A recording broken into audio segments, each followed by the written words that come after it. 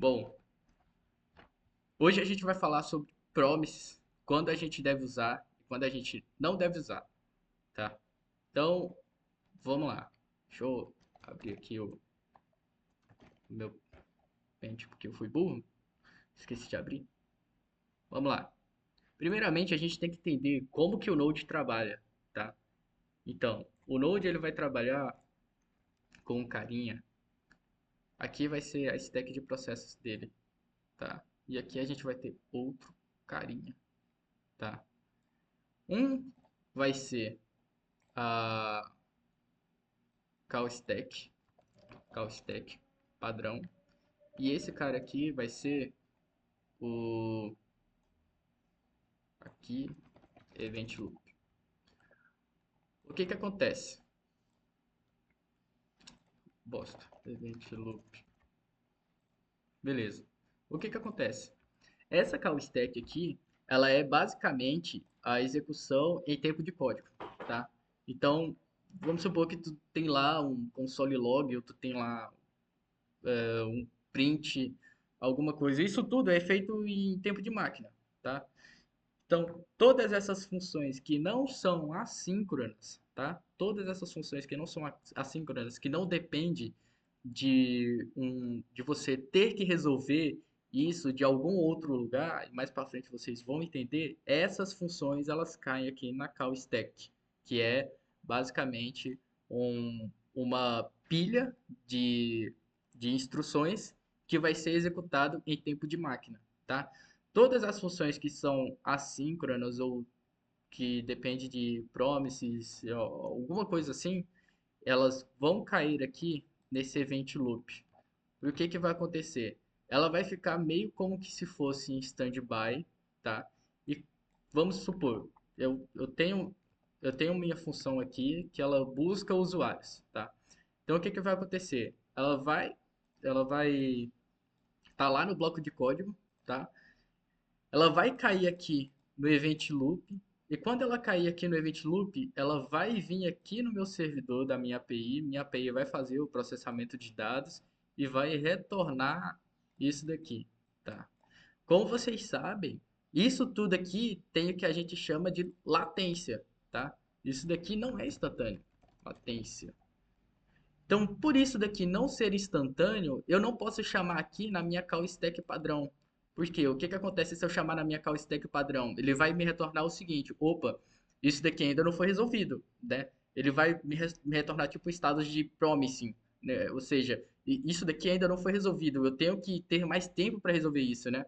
E para você ter essa gestão de o que foi resolvido e o que não foi, o Node ele implementa essa pilha desse event loop, né, para fazer esse gerenciamento de funções que ainda não tiveram o processamento concluído, tá? Então, quando a tua função ela cair aqui dentro, ela vai para o servidor, depois do servidor ele vai fazer o processamento, vai buscar no banco e vai retornar, tá?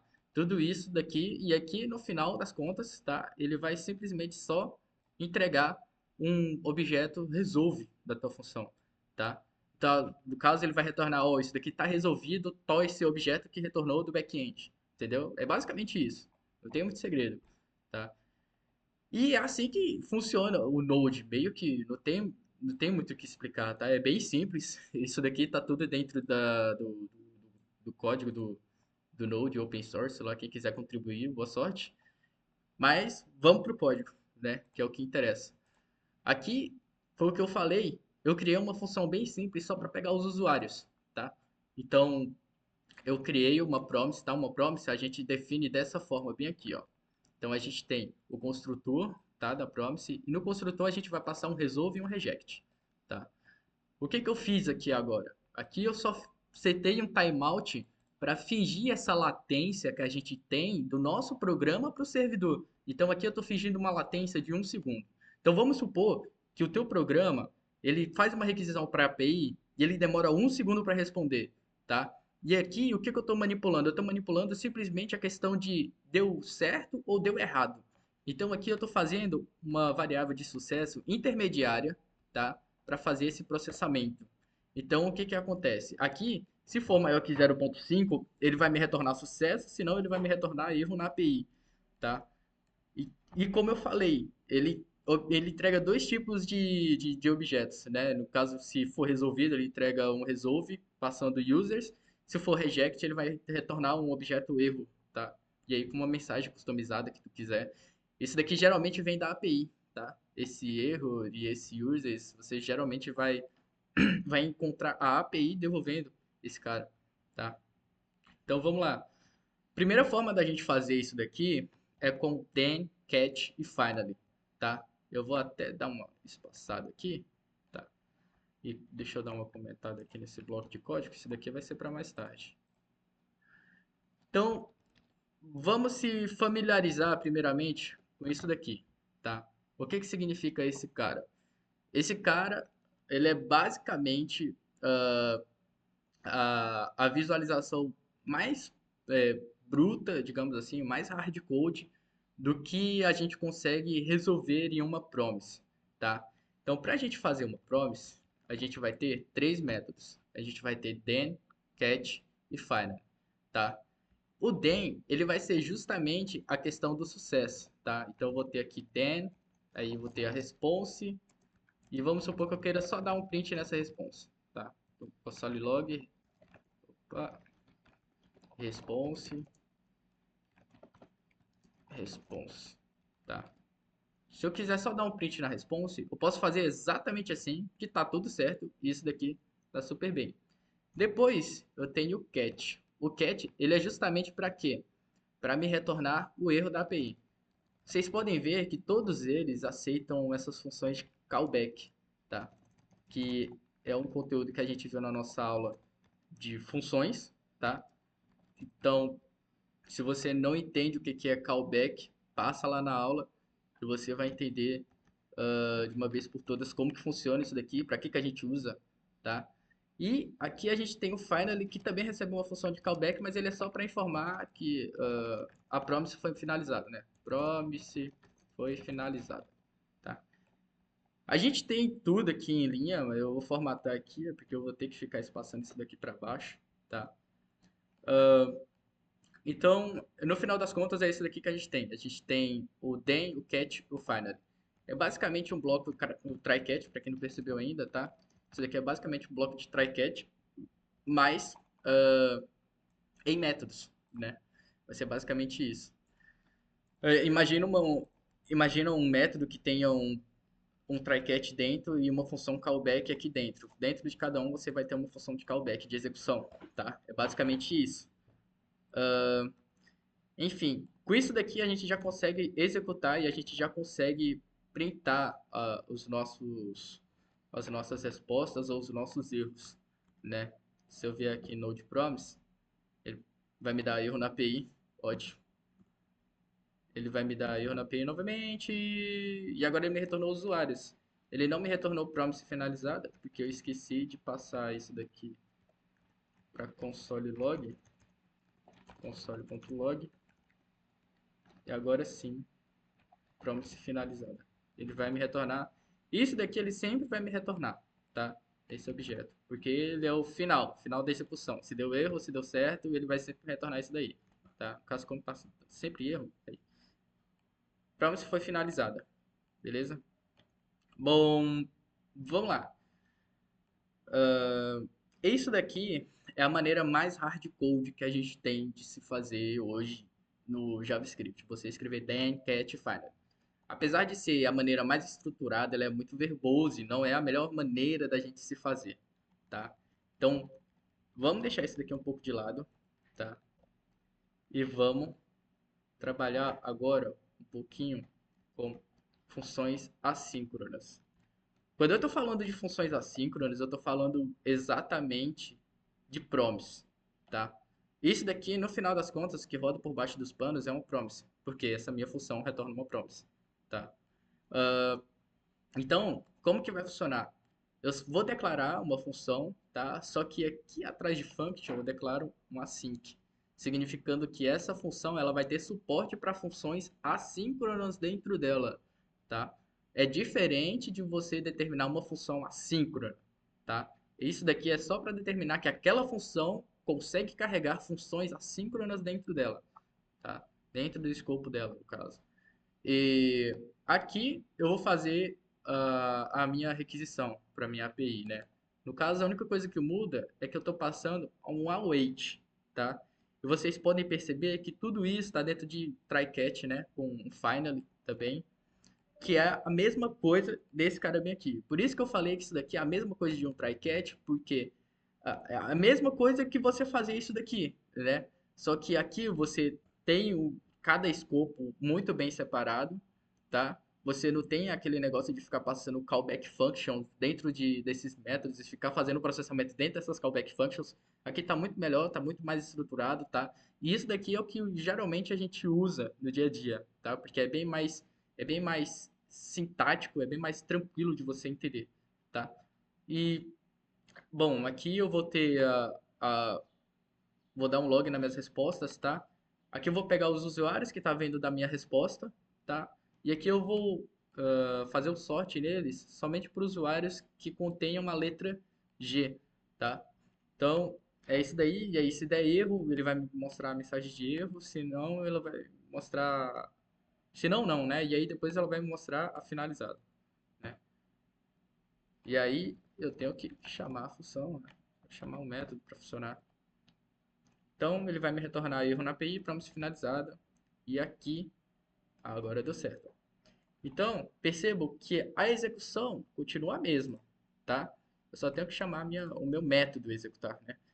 Então, ele vai me retornar da API todos os usuários, né? Eu vou ordenar somente os que têm a letra G, e aí depois eu tenho a minha promise finalizada, tá? Agora que você entendeu o porquê, o porquê não, como você entendeu como funciona o Node, as duas stacks de processamento que você tem, agora eu vou falar quando que você deve utilizar e quando você não deve utilizar. Nossa, água é muito bom, né, velho? Seu louco. Bom, vamos lá.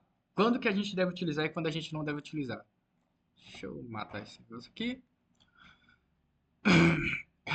Deixa eu montar um negócio que vai ficar bem didático pra gente entender, tá? Vamos pensar. Agora eu vou querer que você abstraia um pouco uma ideia aqui. No caso, eu vou querer essa seta aqui para baixo. Vamos supor que o teu fluxo da aplicação, tá? Vamos supor que aqui você tem um fluxograma imaginário, tá? E o fluxo da tua aplicação, ela decorre de cima para baixo, tá? Então isso daqui nada mais é do que o fluxo da tua aplicação, tá? Beleza. Tu tem isso daqui. Agora, o que que isso tem a ver com usar ou não, né?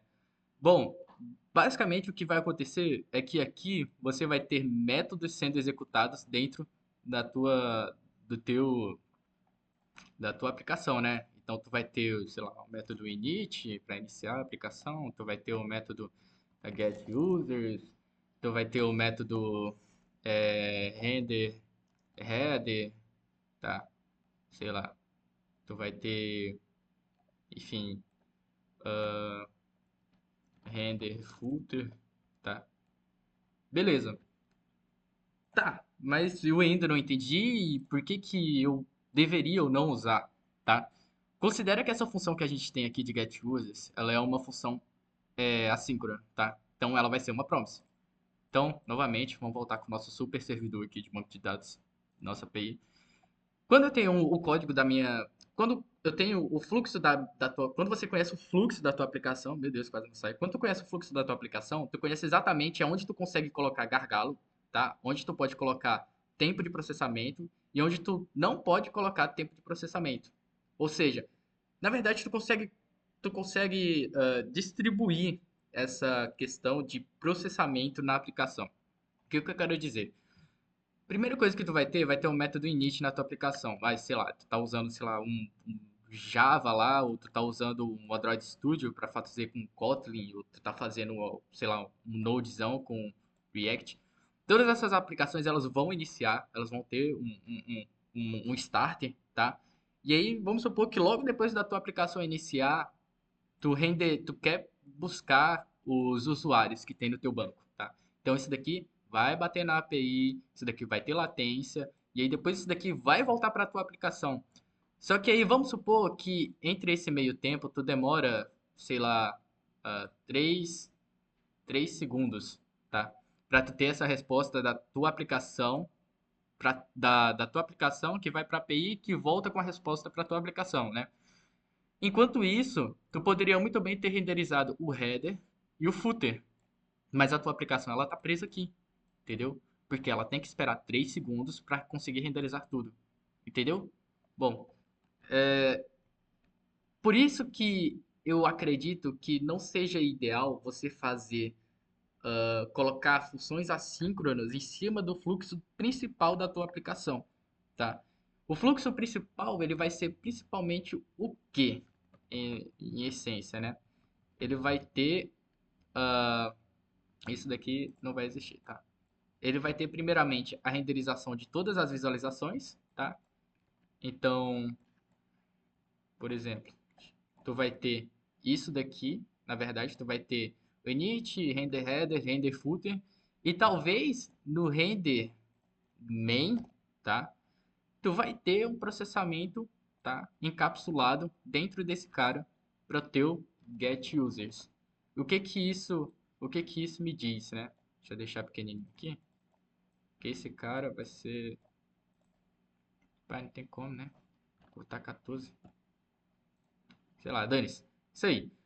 Então, o que que isso significa? Tu vai renderizar toda a parte que não precisa de requisições da tua aplicação, e aí depois, quando precisar necessariamente de pegar os usuários no banco de dados, tu vai renderizar por último essa parte. Porque, primeiro, feedback do usuário melhora bastante, então tua aplicação ela vai parecer rápida, apesar de tu demorar 3 segundos para bater no endpoint, tá? E com isso tu pode colocar o que a gente chama de skeletons, que são loadings para a tua aplicação, tá? Então, você dar o feedback de que aquilo está carregando para o teu cliente, isso já melhora bastante a experiência do usuário, tá? Questão também de que, como isso daqui fica em uma pilha separada e tu tá fazendo esse processamento toda vez, né, que tu bate a requisição, o que eu recomendo é você bater uma vez no teu servidor, retornar todos os dados necessários para a tua aplicação, e aí tua aplicação consome esses dados que já estão nela, entendeu? Por quê? Primeiro que o processamento da tua aplicação vai ser instantâneo, porque todos esses dados já vão estar nela, tá? E segundo que tu não vai ficar batendo isso, sobrecarregando o teu servidor a cada requisito, toda página que tu quer renderizar, tu tem que ficar batendo no servidor, aí tu vai demorar 3 segundos para responder, e aí toda página que o cliente entrar, ele vai ter loading, tá? Então, é isso que eu quero que vocês entendam, tá?